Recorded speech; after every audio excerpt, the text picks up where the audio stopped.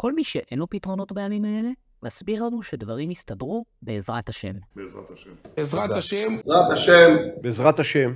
לא, הם לא יסתדרו בעזרת השם. הם יסתדרו בעזרת צה"ל שנלחם בחמאס, בעזרת חיילים שמחסלים מחבלים, בעזרת כלכלה שמממנת את הלחימה, בעזרת סיוע אמריקאי שנותן לנו הרתעה, ובעזרת סגירת משרדי ממשלה מיותרים. ולאף פוליטיקאי אין את הזכות להגיד לנו שדברים ייפתרו בעזרת השם.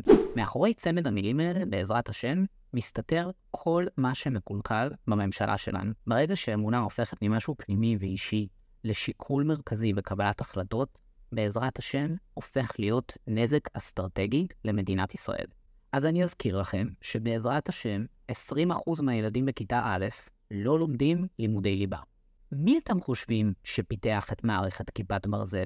מהנדסים שיצאו ממערכת החינוך המטורפת של יהדות התורה בלי מתמטיקה ואנגלית בגיל 18? צריך להגיד את זה. בעזרת השם היה תירוץ שאפשר לשרי ממשלת ישראל לפגוע בצורה מכוונת בהשכלה של ילדים במדינת ישראל ולסכן את הביטחון שלנו. כנראה גם שיש לנו צבא גדול מדי, כי בעזרת השם כל צעיר חרדי מקבל פטור מגיוס לצה"ל.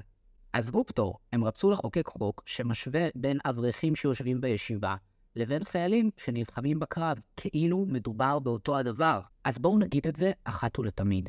תפילות לא משפרות את המצב האסטרטגי של מדינת ישראל, ואם פוליטיקאים תולים בתפילות את העתיד שלנו, אז המצב שלנו הוא חמור מאוד וצריך להוקיע אותם. אני גם לא יודע איפה השם היה ב7 באוקטובר כשתינוקות נשרפו. אולי הוא נשאר בסוכה של צבי סוכות בחווארה, אני לא בטוח לגבי הלוז שלו. מה שאני כן יודע זה שב7 באוקטובר היה יום שבת, וכל התחבורה במדינת ישראל פשוט לא עבדה. האויבים שלנו זיהו את זה כנקודת תורפה, ותקפו אותנו ביום הזה כשהם ידעו שלצבא ייקח שעות להגיע למוקדי הלחימה.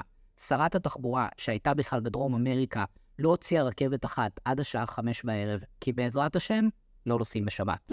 מלחמה גם עולה כסף, המון כסף, מיליארדים בשבוע. ויש לנו שר אוצר שבטוח שעניינים כלכליים נפתרים בעזרת השם. יכול להיות שזה גם מה שהוא אומר לחברות דירוג האשראי שמאיימות להוריד לנו את הדירוג. מה שכן יכול לשקם את הכלכלה זה צעדים פרקטיים במציאות.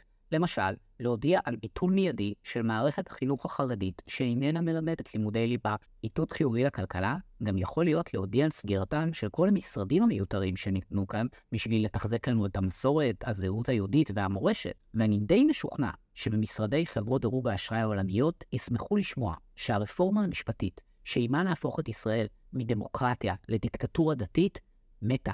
בעזרת השם, שרים כאן פגעו במשך שנים בחינוך, בכלכלה, בתחבורה, בגיוס, בביטחון. באמונה יש הרבה צדדים חיוביים, אבל מדינות שבהן מתקבלות החלטות כתוצאה משיקולים דתיים, הן המדינות הכי חלשות ונחשלות בעולם, ואסור לנו להיות חלק מהמועדון הזה של מדינות. בואו נשאיר את האמונה בלב, ואת הרציונליות והשכל נשאיר לתהליכי קבלת ההחלטות.